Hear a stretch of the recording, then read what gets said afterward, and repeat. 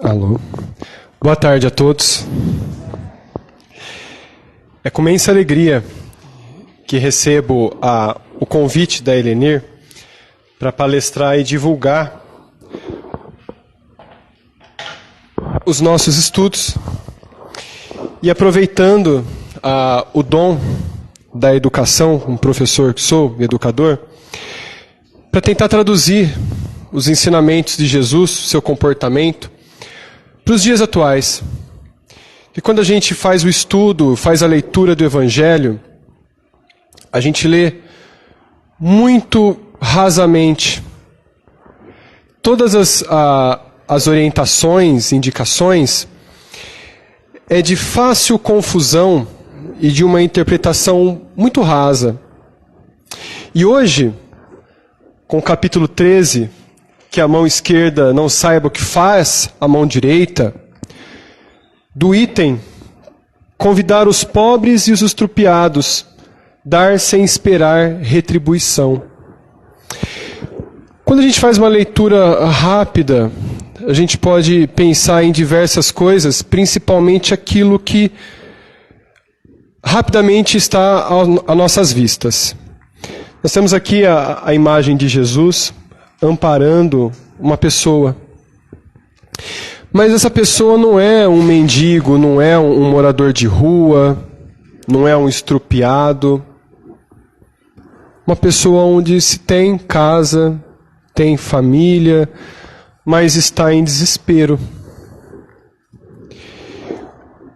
Isso vai fazer, essa imagem, vai fazer do nosso estudo de hoje, nosso ponto de reflexão, um convite a olhar para dentro. Então vamos à passagem do Evangelho. Dizia mais ainda ao que tinha convidado: quando deres algum jantar ou alguma ceia, não chames nem teus amigos, nem teus irmãos, nem teus parentes, nem teus vizinhos que forem ricos, para que não aconteça que também eles te convidem à sua vez e te paguem com isso. Mas quando deres algum banquete, convida os pobres, os aleijados, os coxos e os cegos.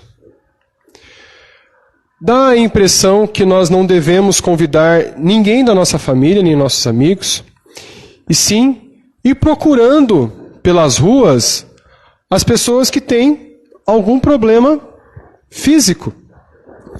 Porém, Jesus nos fala por parábolas e a sua mensagem, ela arrasta milênios. No livro No Mundo Maior, de André Luiz, psicografado por Chico Xavier, no comecinho do livro ali, antes de André Luiz sair para os seus estudos do corpo e do espírito, eles têm uma sessão mediúnica na colônia, no plano espiritual. E parece estranho, uma sessão mediúnica no plano espiritual? Sim. Porque eles recebem a mensagem de um mentor muito superior, que não está nem na esfera espiritual que nosso lar está presente. Imagine, o peso que é para este mentor está no plano de nosso lar. Que nós temos a visão de que é um plano muito superior. Outro exemplo, no livro Ação e Reação, onde André Luiz também está presente, junto com Hilário, fazendo seus estudos sobre a mediunidade, o corpo e a mente, também ocorre uma sessão mediúnica no umbral. E lá, eles também conversam com uma entidade muito superior, que se materializa numa tela como essa, à medida que os pensamentos daqueles que estão presentes se mantêm limpo e com a intenção da fraternidade pura. Qualquer desvio de pensamento, a materialização do mentor não ocorre. Ele traz consigo ensinamentos do Evangelho de Jesus. Imaginem quantas reencarnações esse mentor muito superior, chamado de... me fugiu a memória agora. ministro, chamado de ministro, Sâncio. Imagine quantas reencarnações ele passou e quantas orientações ele recebeu do próprio Evangelho. Evangelho este que tem as orientações das leis divinas, do amor, da caridade. Então, quando a gente olha, convida os pobres, os aleijados, os coxos e os cegos, está falando sobre todos nós. Quando a gente faz uma análise interna, nós percebemos que somos coxos, somos mancos, somos aleijados de alguma forma. Nós temos limitações muito grandes, espirituais e morais. Nós somos cegos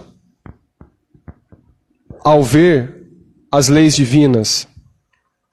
Nós somos surdos de não ouvir. Mas por que isso não aparece?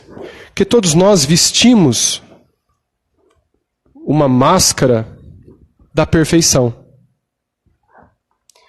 Nós temos um instinto de preservação de imagem que ele é muito forte. E vários instintos estão presentes, animalizados em nós ainda, como o estímulo, né? O instinto de orgulho do sexo, da ambição, e que foram necessários para a nossa evolução espiritual como seres humanos. Quando antes, nas cavernas, ou em grupos familiares, o que falava mais alto era a agressão, era a proteção. Era a proteção da família a qualquer custo. Era a individualidade para se manter vivo. E há um momento onde nós recebemos a inteligência.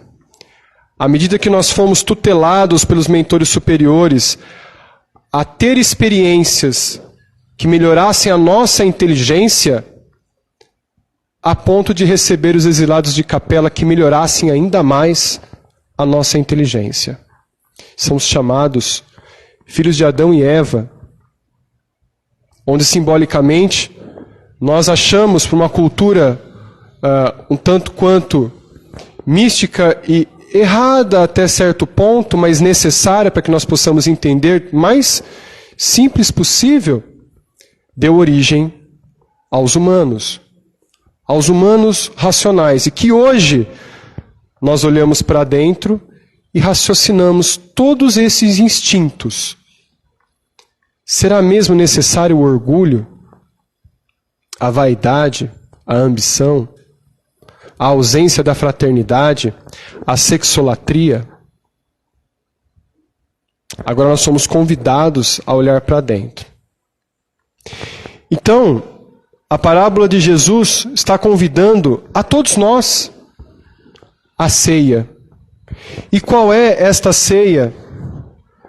É a ceia da fraternidade. Onde você olha para o companheiro ou colega de trabalho que tanto te oportuna, que tanto te atrapalha, e alguns puxam o nosso tapete, e aquele familiar difícil, que tanto incomoda, sempre faz algumas coisas atrapalhadas e cabe a gente lá e dar uma organizada nas coisas. Algumas pessoas orgulhosas próximos de nós, vizinhos, pai, mãe.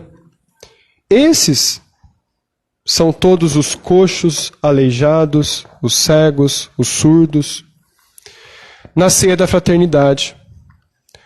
Quando nós olharmos a cada um como irmãos de mesma origem, sem máscaras, aí sim nós estamos no caminho onde não há mais o pecado. Porque pecado, pela significação da palavra, significa errar o alvo. E que alvo seria esse? O alvo da fraternidade, do amor e da caridade. Toda vez que nós desviamos o nosso caminho fora dessa tríade maior, nós somos julgados por nós mesmos na espiritualidade e somos convencidos por nós a ressarcir esse débito. Então nós pedimos para que possamos ressarcir, porque a moral foi afligida de alguma forma. Esse débito tem que ser pago. Então não há nenhum mal que um dia não há de ser reparado por nós mesmos, pelo nosso pedido, por uma falta a um irmão. Essa passagem vem de encontro a essa outra, que explica muito bem como o Evangelho ele é um complexo e está imantado todos os capítulos. Eu trago o próximo capítulo. Quem é minha mãe? Quem são os meus irmãos? Eu vou resumir. Jesus estava com uma multidão, e aí vieram seus irmãos e sua mãe orientá-los porque estavam indo para prendê-lo. E aí chamaram Jesus, e ele respondeu: quem são meus irmãos e quem é a minha mãe? Meus irmãos estão aqui e minha mãe está aqui. Para dizer que todos nós, na pátria espiritual, perante Deus, somos irmãos de criação. Quando Deus criou o universo e criou a cada um de nós, foi puro, simples e ignorante. Um átomo. Como nós temos a ciência, o Big Bang, na expansão da poeira cósmica, lançou átomos no espaço. E que lá estávamos nós. E que através das experiências do estado de mineral, formamos assim planetas, formamos rochas, e depois no estado de vegetal, tivemos todas as experiências de alimentação, de proteção, de frutificação, até chegar à fase animal, onde a inteligência começou a despertar e os instintos vieram a aflorar. E agora na fase hominal nós temos a inteligência. Então quando nós olhamos para trás, todos somos irmãos de mesma origem. Quando falamos que nós temos a centelha divina, nós temos a energia de Deus. E como Paulo de Tarso, preso, dizia: Jesus vive em mim, o Pai vive em mim, e eu vivo em meu Pai. Porque somos um único, porque a energia de Deus está dentro de mim.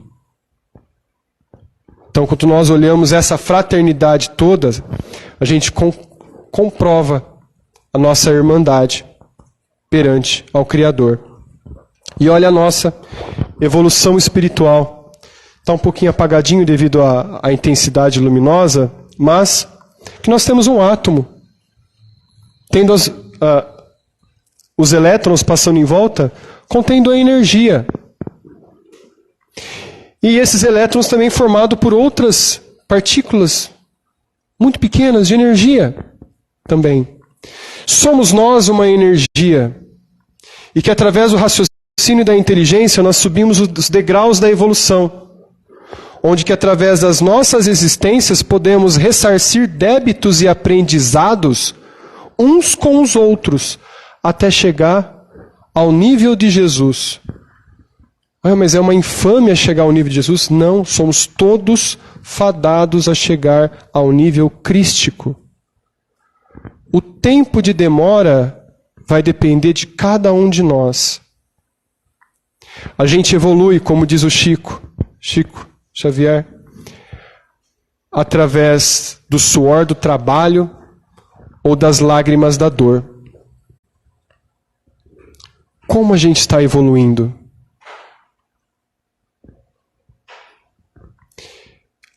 Eu comparo a nossa evolução com o desenvolvimento de uma criança. Quando a criança se levanta e começa a dar os primeiros passinhos, ela precisa do amparo dos pais. E aí quando a criança cai de bumbum no chão, o que o pai faz ou a mãe faz? Dá uma risadinha, estende a mão, vamos de novo, né? Imagine quando a gente cai moralmente, o nosso mentor, os nossos instrutores da vida superior, olham pra gente, dá aquela risadinha, vamos de novo? Você ainda não aprendeu. E a gente vai. E cai de novo, até aprender. Isso é semelhante a uma passagem, a uma historinha muito engraçadinha que Haroldo Dutra Dias conta nas suas palestras, e diz que um viajante mineiro parou num posto de gasolina, e aí ele olhou e viu um cachorro deitado e chorando, gritando, chorando de dor.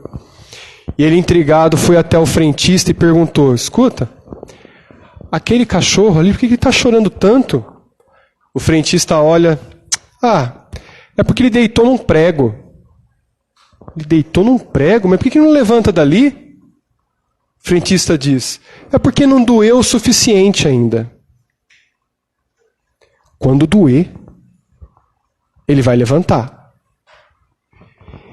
E em nós, será que doeu o suficiente o aprendizado? Porque o aprendizado ele só se concretiza quando ele aflige diretamente a nossa moral. Todos nós conhecemos as nossas fraquezas: o orgulho, o egoísmo, a ambição, a sexolatria, os ciúmes. Nós vestimos uma máscara da perfeição. Tanto é que nós, quando ficamos apaixonados por alguém, a gente vê aquela pessoa chegando próximo, a gente sua frio, gagueja, sente frio na barriga, a boca seca. É o amor. Não, é o medo. Medo? Medo. São todos os sinais do medo. Medo do quê? Medo de ser imperfeito na frente da pessoa que ama. São sinais de medo. A gente vai falar alguma coisa, gagueja, porque quer falar tudo o mais perfeito possível. Ou sai correndo, ou fica paralisado. Não é assim? Então, toda essa situação é para nos afligir, para que nós possamos mudar moralmente. Todo mundo aqui pode fazer uma reflexão da sua vida e perceber que as maiores dores vieram com o mesmo sentido de ensinamento, que é a nossa maior queda. E aí eu volto a te perguntar: doeu o suficiente? Se já doeu, então a gente vai trabalhar para a gente melhorar. É a famosa reforma íntima. Se não doeu, já vem uma queda ainda maior. Então que possamos estar atentos a tudo isso. Para a gente fechar, Kardec pergunta aos espíritos venerandos no Livro dos Espíritos: qual é o verdadeiro sentido da palavra caridade como entendia Jesus, o nosso modelo e guia? Benevolência para com todos, indulgência para as imperfeições alheias e perdão das ofensas. Será que nós conseguimos fazer isso tudo aqui e não ficar nenhuma mágoa, nenhum sentimento? Então a gente percebe o quanto nós temos que trabalhar internamente para que possamos chegar, pelo menos, na unha encravada de Jesus.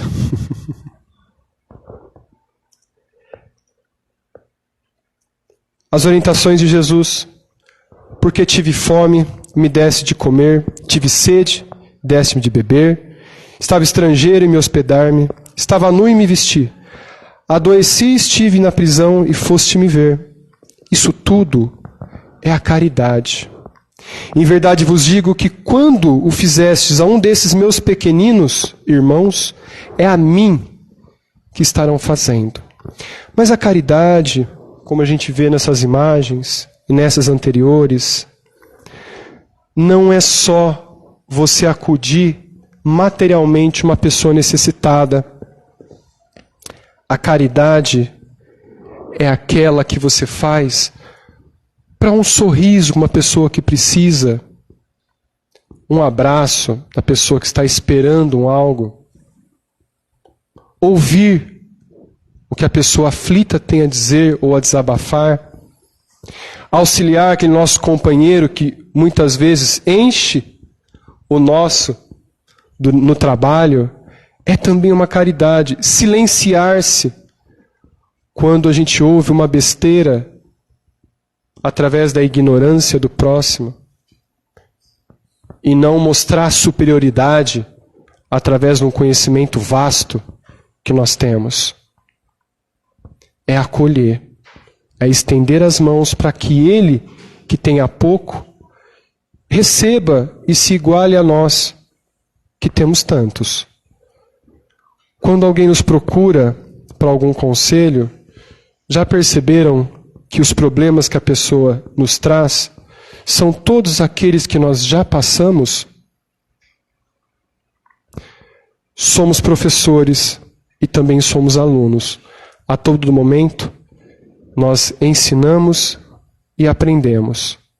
Que possamos mais ensinar, mas que nós ensinemos as pessoas da mesma forma que queremos que os professores que estão nos acudindo nos recebam com amor e na fraternidade.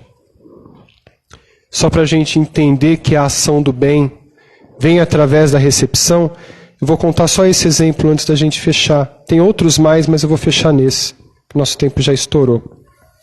Bezerra de Menezes e a ponte quebrada. Chico estava triste porque acabaram todas as cestas básicas da casa. E era o dia de ele entregar as cestas básicas às casas necessitadas. E aí o Bezerra de Menezes apareceu. Chico, por que está triste? Porque acabaram todas as cestas básicas, eu não tenho o que levar. E o Bezerra responde, você tem água aí?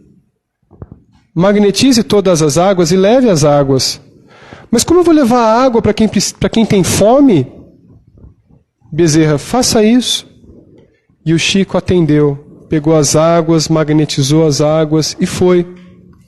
Quando ele chegou na casa das pessoas, encostou um caminhão-baú cheio de cestas básicas. O motorista baixou o vidro e falou, o senhor é o Chico? Disse, sim, sou eu. Tem uma doação para o senhor de cesta básica. Aí ele olhou assim, mas como é que o senhor sabia que eu estava aqui? Não, eu não sabia. Eu fui até a casa do senhor, aí uma pessoa me indicou aqui. Quem que te indicou? Ah, eu não sei o nome dele. Estava de branco, usava uma barba, um cabelo branco. Bezerra de Menezes se materializou na frente do motorista e indicou onde estava o Chico. Quando a ação é do coração, o céu se abre, te aporta e te indica o melhor caminho. Que possamos ficar com essa reflexão, que tenhamos uma excelente noite, um excelente final de semana, final de tarde, uma excelente semana. Muito obrigado.